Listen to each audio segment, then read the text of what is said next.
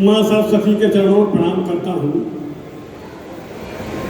और आगे बैठे हमारे माननीय विधायक जी को बहुत बहुत प्रणाम करता हूँ। आदरणीय सभी कवियों को प्रणाम करता हूँ। आप लोग कह रहे होंगे कि कवियों के लिए आदरणीय कहा और विधायक जी के लिए माननीय क्यों कहा। भाई साहब, जिनका हम आदर करते हैं उन्हें आदरणीय कहते हैं और जिनकी बात जबरदस्ती माननी पड़ती है उन्हें माननीय कहते हैं।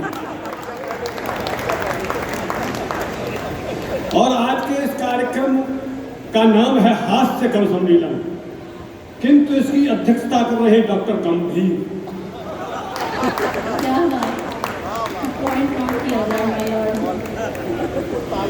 और आप देख रहे होंगे इस मंच पर दोनों संचालक डॉक्टर बैठे हुए हैं और मैं मरीज साहब के सामने खड़ा हूं। मैं जो भी कहूंगा वो यहाँ बैठे हुए नेताओं पर, अधिकारियों पर लागू नहीं होगा। अच्छा।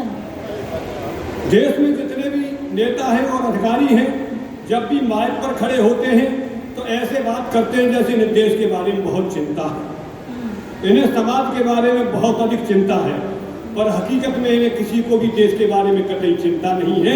इस देश में अकेला मैं ही ऐसा व्यक्ति हूँ जिसे देश के बारे में सबसे अधिक चिंता है। कभी आपकी नारा कैसे हो गई है?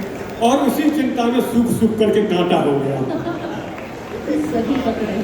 और मैं ही एकमात्र ऐसा कवि हूँ इस देश में जिसके शरीर का विकास देश के विकास के अनुरूप हुआ है। जिस धीमी गति से देश का विकास हुआ उसी धीमी गति से मेरे शरीर का विकास हुआ है। 64 वर्ष की उम्र में 32 वर्ष जैसा नवयुवक आपके सामने खड़ा है।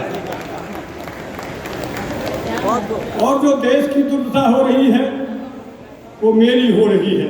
आप साक्षात भारतवर्ष के दर्शन कर रहे हैं और आप लोग भारत की दुर्दशा पर हंस रहे हैं, यानी देशभक्त होने का प्रमाण दे रहे हैं। बहुत बहुत धन्यवाद।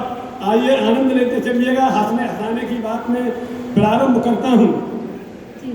देखिए, कुछ लोग, मेरा मानना यह है विधायक जी कि अगर आपको जीवन में प्रसन्न रहना है तो सकारात्मक सोच रखिएगा। लोग कहते हैं सर राजनीति का स्तर गिरा है, कवियों का स्तर गिरा है, कविता का स्तर गिरा है, शिक्षा का स्तर गिरा है। अरे भाई साहब, आप गिरे हुए स्तर को देखते ही क्यों हो? आप उठे हुए स्तर को देखो। आप कहेंगे किसका स्तर उठा है, मैं बताता हूँ किस किस चीज का स्तर उठा है। भाई साहब, चरण स्पर्श का स्तर उठा है। पहले बिल्कुल नीचे छुआ जाते थे, फिर स्तर उठा उठता ही जा रहा है। अरे उठा है तो ताली बजाइए ना। महानगरों में हमारी बहन बेटियों के कपड़ों का स्तर उठा। पहले यहाँ तक पहनती थी, स्तर उठता ही जा रहा है। स्तर उठा है।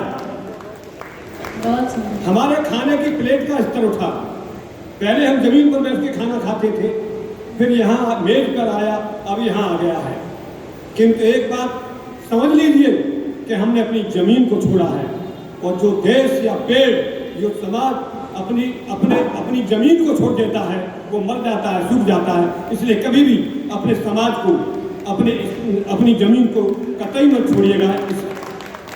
बहुत सुंदर है, बहुत सुंदर। आइए हंसने हंसाने की बात करता हूँ। हमारे जितने भी महापुरुष हुए जो बैठे हुए हैं, हमारे ऑस्ट्रेलिया से आए हैं, ये सब लोगों ने ये कहा कि हम लोगों को शराब नहीं पीनी चाहिए, किंतु हम लोग हैं, खासतौर से पुरुष लोग, बहाने से पी लेते हैं। हंसने हंसाने के आनंद लीजिए सब लोग। ध्यान दीजिएगा, पत्नियां अपने पतियों को बड़े अच्छे संबोधन देती हैं।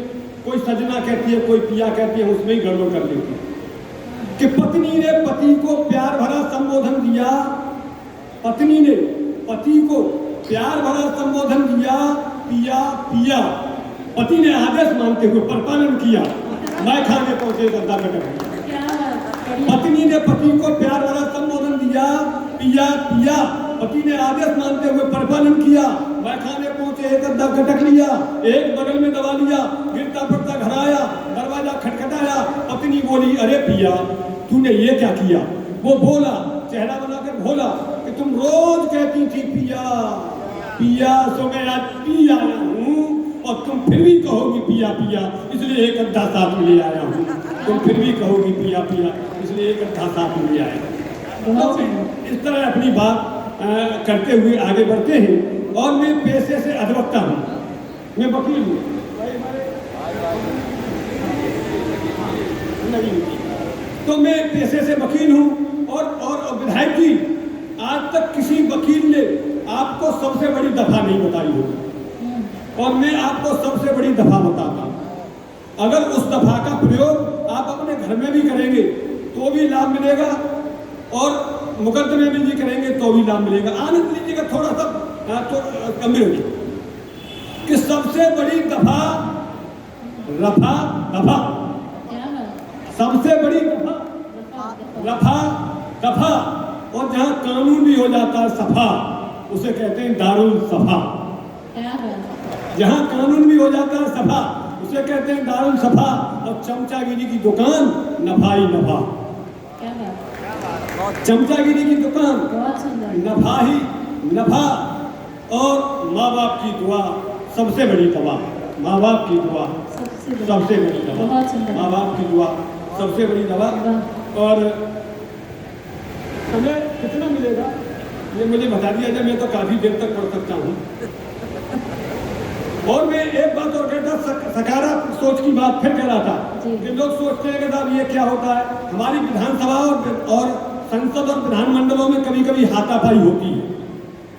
विधायक और हमारे सांसद कभी कभी सांस्कृतिक कार्यक्रम करते हैं, तो लोग कहते हैं अगर हमारे नेता ऐसा काम करेंगे तो जनता पर क्या फर्क पड़ेगा।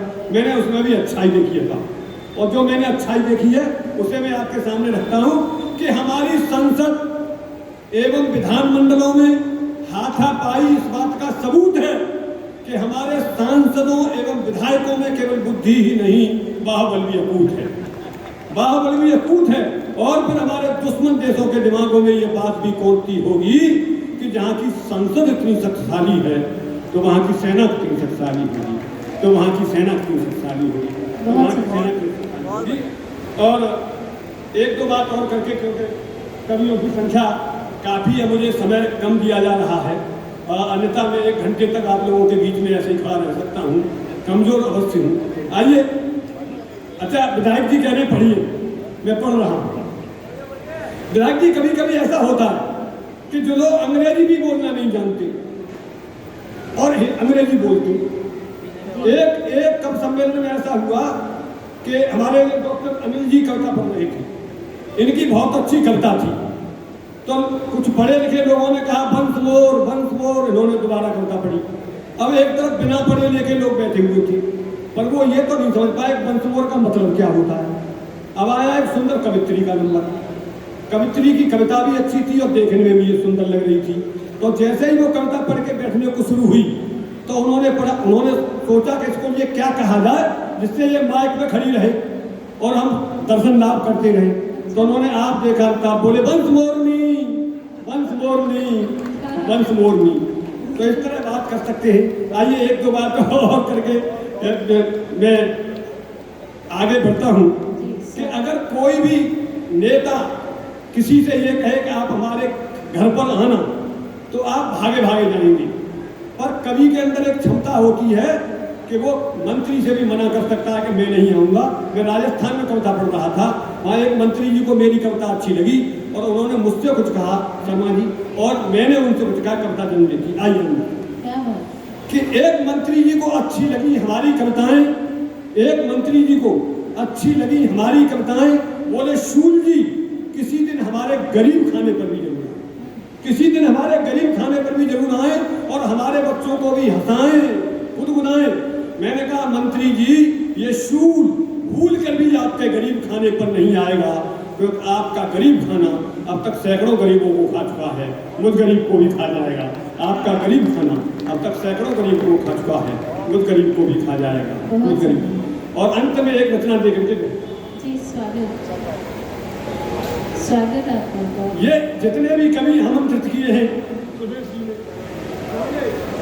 जी, जख्मी जी ने और हमारी शुभम जी ने, ये सभी राष्ट्रीय स्तर के कवि हैं, ये सभी राष्ट्रीय स्तर के कवि हैं। अकेला मैं राष्ट्रीय स्तर का नहीं, क्योंकि मैं अंतर्राष्ट्रीय स्तर का हूँ। और अंतर्राष्ट्रीय स्तर के कवि को एक बार ताली बजा दीजिए भाई। मैं अंतर्राष्ट्रीय कवि हूँ, वैसे आज तक देश से बाहर नहीं गया। ये ऑस्ट्रेलिया वाले कि मैं अंतर्राष्ट्रीय कवि हूँ।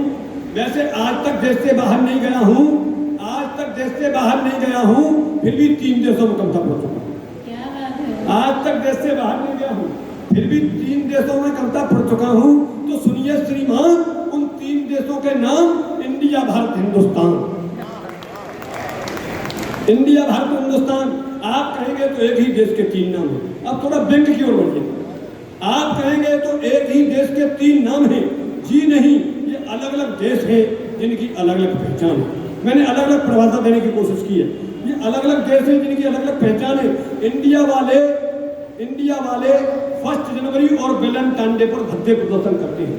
इंडिया वाले 1 जनवरी और वैलेंटाइन डे पर भव्य प्रदर्शन करते हैं। वहीं हिंदुस्तान वाले पाकिस्तान की तट पर सांप्रदायिक गर्जन करते हैं।